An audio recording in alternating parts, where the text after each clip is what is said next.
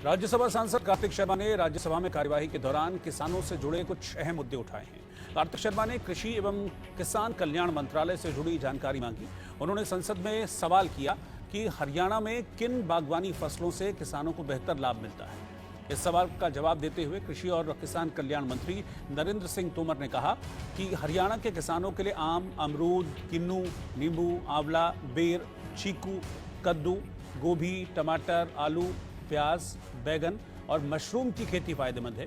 अदरक, मिर्च, लहसुन, हल्दी, धनिया, सौंफ और मेथी भी लाभप्रद है। फूलों की बात करें तो ग्लेडियस, गेंदा और लिलियम के फूलों का उत्पादन हरियाणा के किसानों के लिए फायदेमंद है। जो अगला सवाल सांसद कार्तिक शर्मा की ओर से पूछा गया है, उन्होंने एक और सवाल राज्यसभा में पूछा, जिसमें सवाल ये था कि पारंपरिक फसलों की तुलना में बागवानी फसलों से किसानों को कौन कौन से लाभ मिलते हैं। इस सवाल का जवाब देते हुए कृषि मंत्री नरेंद्र सिंह तोमर की ओर से जवाब दिया गया कि अनाज की तुलना में फलों और सब्जियों की उपज अधिक होती है। बागवानी फसलों से रोजगार बढ़ता है, साथ ही पोषण सहायता, खाद्य प्रसंस्करण उद्योग को कच्चा माल उपलब्ध कराने में भी मदद मिलती है।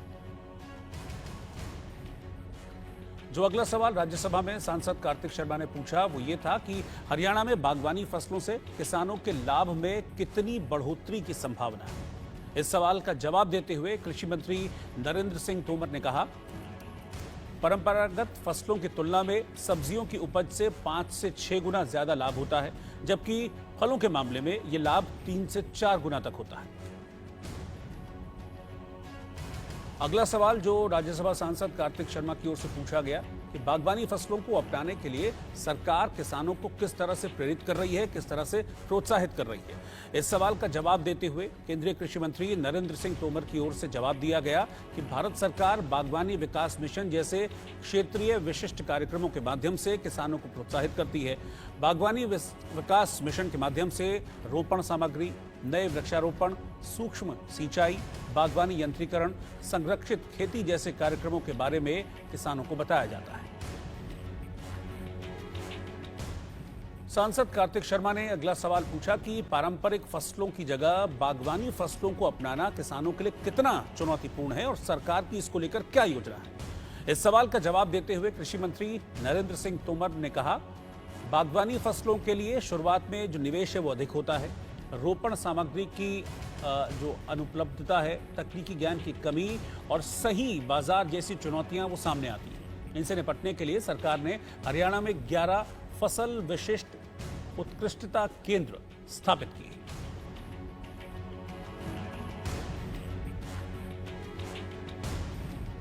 राज्यसभा सांसद कार्तिक शर्मा ने कार्यवाही के दौरान कारोबार और निवेश से जुड़ा मुद्दा भी उठाया है। कार्तिक शर्मा ने वाणिज्य और उद्योग मंत्रालय से जुड़ी जानकारी मांगी। उन्होंने संसद में इससे जुड़ा सवाल किया। उन्होंने पूछा कि 12 देशों के साथ व्यापार और निवेश को बढ़ाने के लिए चुने गए उद्योग कौन कौन से हैं, इनके विकास के लिए क्या क्या प्रयास किए जा रहे हैं। इस सवाल का जवाब देते हुए वाणिज्य और उद्योग राज्य मंत्री सोम प्रकाश की ओर से कहा गया कि वाणिज्य और उद्योग मंत्रालय ने विदेश व्यापार नीति, बहुपक्षीय और द्विपक्षीय वाणिज्यिक संबंधों को लेकर नई नीति निर्धारित की है। इसके साथ ही कार्यान्वयन, मॉनिटरिंग, निर्यात संवर्धन के लिए जरूरी सुविधाएं भी बढ़ाई गई।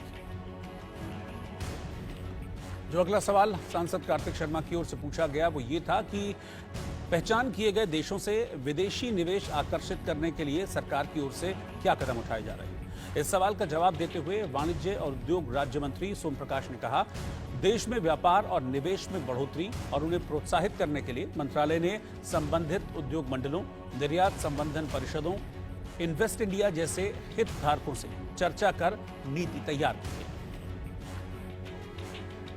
सांसद कार्तिक शर्मा ने अगला सवाल पूछा कि क्या व्यापार संबंधों को बढ़ाने के लिए इन देशों के साथ द्विपक्षीय व्यापार समझौता करने की सरकार की कोई योजना है। इस सवाल का जवाब देते हुए वाणिज्य और उद्योग राज्य मंत्री सोम प्रकाश ने कहा, देश के एफडीआई संकेतों, रीलोकेशन संकेतों, विविधीकरण राजनीति से जुड़े आंकड़ों के आधार पर मंत्रालय प्राथमिकता वाले जो अलग अलग देश हैं उनका चयन करता है।